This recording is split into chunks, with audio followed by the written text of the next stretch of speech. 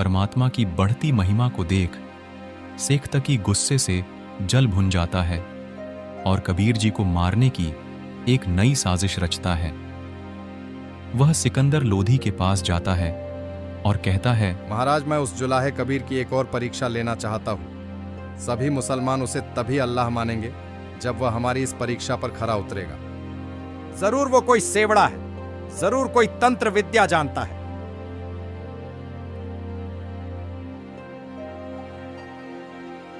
एक बात बताओ पीर जी, आपने कितनी परीक्षा ले ली, संतों को दुखी नहीं किया करते। आप तो स्वयं जानी जान हैं। ज्यादा चतुर मत बनो महाराज, हमारे साथ पूरा मुस्लिम समाज है। हम उस जुलाहे की परीक्षा लेना चाहते हैं। हम उसे तभी अल्लाह मानेंगे। अल्लाह तो निराकार होता है, वो शरीर में नहीं आता। ये तो कोई सेवड़ा है, ये अल्लाह नहीं हो सकता। राजा दुविधा में आ जाता है और कबीर साहब के पास जाकर कहता है, हे परवरदिगार, ये सीख तकी मुझे जीने नहीं दे रहा है। कह रहा है कि हम कबीर को अल्लाह नहीं मानेंगे। उन्होंने एक शर्त रखी है, वो आपकी एक और परीक्षा लेना चाहते हैं।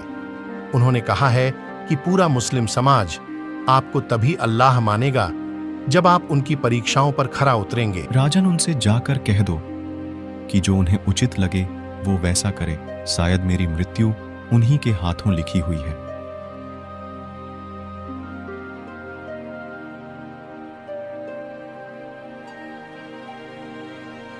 राजा सिकंदर लोधी अपने धार्मिक पीर शेख तकी के पास वापस जाता है। वही दूसरी तरफ शेख तकी ये सोच सोच के परेशान हो रहा था कि कैसे वह कबीर साहब की बढ़ती हुई प्रशंसा को कम करे।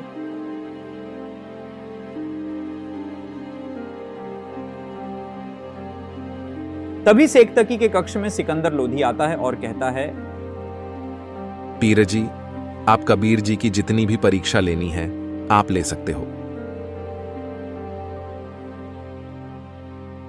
राजा के मुख से इतना सुनते ही शेख तकी बहुत खुश होता है और मन ही मन कबीर साहब को जान से मारने की साजिश करने लगता है। शेख तकी ने कबीर साहब को मारने के लिए कई साजिश रची, लेकिन वह कबीर साहब का बाल भी बांका नहीं कर पाया। इस बार उसने अपने धार्मिक पीरों के साथ मिलकर योजना बनाई कि वह कबीर जी को गुंडों के द्वारा जान से मार देगा। शेख तकी योजना बनाता है कि कल रात को हम गुंडों के साथ जाके कबीर जी के तलवार से टुकड़े टुकड़े कर देंगे और उन्हें जान से मार देंगे।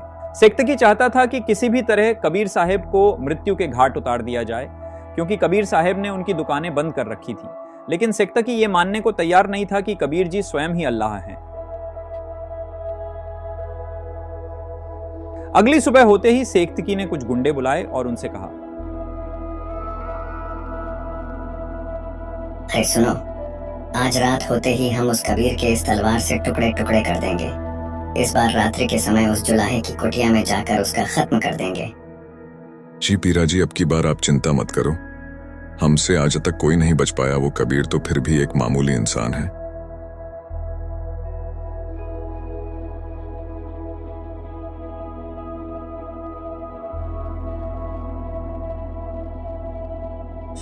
रात्रि का समय हो जाता है। शेख तकी कबीर साहब की कुटिया के पास गुंडों को लेकर पहुंच जाता है और उनसे कहता है कि वो जाकर कबीर साहब को ख़त्म कर दें। शेख तकी के आदेश अनुसार उनमें से एक गुंडा कबीर साहब के पास तलवार लेकर पहुंच जाता है, जिस समय कबीर साहब अपनी कुटिया में सो रहे थे। तभी वह गुंडा कबीर साहब पर तलवार से बेतहाशा वार करता है। तलवार कबीर साहब के शरीर से आर पार निकल जा रही थी, फिर भी वह गुंडा सोचता है कि कबीर साहब मर चुके हैं और वहाँ से जाने लगते हैं। वे वहाँ से जाने लगते हैं तो कबीर साहब उनसे कहते हैं, अरे शेख तकी, वापस क्यों चल दिए? कुटिया तक आए हो तो इस जुल्हे के यहाँ दूध भी पीते जाओ। इतना सुनते ही वो सभी डर जाते हैं। वो सोचते हैं कि कोई भूत आ गया है। वे वहाँ से पांव दबाकर भागने लगते हैं। सतयुग में सत सुकृत कहतेरा, त्रेता नाम मुनिंदर मेरा, द्वापर में करुणा में कहाया, कलयुग नाम कबीर धराया। परमेश्वर कबीर जी चारों युगों में एक लीला से शरीर शिशु रूप में प्रकट होने की करते हैं। सतयुग में सत्सुकृत नाम से, त्रेता युग में मुनिंद्र ऋषि नाम से, द्वापर युग में करुणामय नाम से और अपने वास्तविक नाम कलयुग में कबीर नाम से प्रकट होते हैं। तथा इसके अलावा भी परमात्मा जब चाहे इस धरातल पर साधु संत जिंदा महात्मा के रूप में प्रकट होकर अपनी अच्छी आत्माओं को मिलते हैं। गोता मारूं स्वर्ग में, जा बैठूं पाताल, गरीब बाल ढूंढत फिरूं, हीरे मानिक लाल। तथा इसी विधान अनुसार परमेश्वर कबीर जी चारों युगों में प्रकट होकर अपनी अच्छी आत्माओं को मिले। उन अच्छी आत्माओं में बहुत से राजा भी हुए जिन्हें परमेश्वर कबीर जी मिले। उन्हें तत्व ज्ञान समझाकर परमेश्वर कबीर जी ने अपनी शरण में लिए। आज हम अपने इस वीडियो में उन्हीं राजाओं की बात करने वाले हैं जो परमेश्वर कबीर जी का ज्ञान समझकर उनके शिष्य बने। सतयुग, जैसा कि हमने आपको प्रारंभ में बताया कि सतयुग में कबीर जी सत्सुकृत नाम से आए थे। उस समय के तत्कालीन राजा जैसे राजा मित्रसेन, रानी चित्ररेखा, राजा राय हरचंद्र को परमात्मा ने अपना वास्तविक ज्ञान समझाकर सद्भक्ति की राह दिखाई थी तथा मोक्ष प्रदान किया। सतयुग में कबीर परमात्मा राजा अम्बरीश को भी मिले और उन्हें सद्भक्ति मंत्र प्रदान किया। राजा अम्बरीश की विस्तृत कथा जानने के लिए संत रामपाल जी महाराज के प्रवचन सत्संग अवश्य सुने। त्रेता युग, त्रेता युग में कबीर जी ऋषि मुंद्र जी के नाम से प्रकट हुए। कबीर परमात्मा लंका में रहने वाले चंद्र विजय और उनकी पत्नी कनवती को मिले तथा उन्हीं के माध्यम से रावण की पत्नी मंदोदरी और भाई विभीषण को भी ज्ञान समझाकर अपनी शरण में लिया था। मुनिंद्र ऋषि उर्फ कबीर परमेश्वर की भक्ति और ज्ञान से ही विभीषण का कुछ भी अनिष्ट नहीं हुआ था, जबकि रावण सहित पूरी लंका का विनाश हो गया था। सतयुग में यही आत्मा राजा अम्बरीश से, वही आत्मा का जन्म त्रेता में राजा जनक के रूप में हुआ। उन्होंने भी कबीर परमात्मा द्वारा बताई गई सद्भक्ति की। द्वापर युग, द्वापर युग में परमेश्वर कबीर जी करुणामय नाम से प्रकट हुए। उस समय के तत्कालीन राजा राजा चंद्र विजय और उनकी पत्नी रानी इंद्रमती, परमेश्वर कबीर जी ने रानी इंद्रमती को और राजा चंद्र विजय को अपने सच्चे ज्ञान से परिचित कराया और दोनों का कल्याण किया। द्वापर युग में और भी अन्य राजा हुए जिनमें राजा भोजराज, राजा मुचुकुंद, राजा चंद्रहास, राजा विद्युत और राजा देव, जिन्होंने उस समय करुणामय रूप में और कबीर जी के ज्ञान से प्रभावित होकर सद्भक्ति मार्ग अपनाया था, जिससे उनका कल्याण हुआ। कलयुग, आज से 626 वर्ष पहले विक्रमी संवत 1455 सन 1398 जयेश मास की पूर्णमासी के दिन कबीर जी सतलोक से आकर काशी के लहर तारा तालाब में से शरीर शिशु रूप में प्रकट हुए, जहाँ नीरू नीमा नामक निसंतान जुला दंपति उन्हें अपने घर में लाए। फिर परमेश्वर लीला में शरीर में बड़े हुए और उस समय कबीर परमात्मा 120 वर्ष पृथ्वी पर रहे। उस दौरान उन्होंने बहुत सारी अनहोनी लीलाएं करी और कबीर परमेश्वर द्वारा किए गए चमत्कारों को देखकर उस समय परमात्मा के 64 लाख शिष्य हुए थे। एक ऐसे समय में जब प्रचार का कोई साधन नहीं था, उस समय परमेश्वर कबीर जी के 64 लाख शिष्य होना परमात्मा की समर्थता का प्रमाण देता है। वहीं उस समय के तत्कालीन राजाओं ने भी परमात्मा कबीर साहिब की शरण ग्रहण की थी, जिनमें से कबीर परमात्मा ने काशी के राजा वीर सिंह बघेल को समझाया।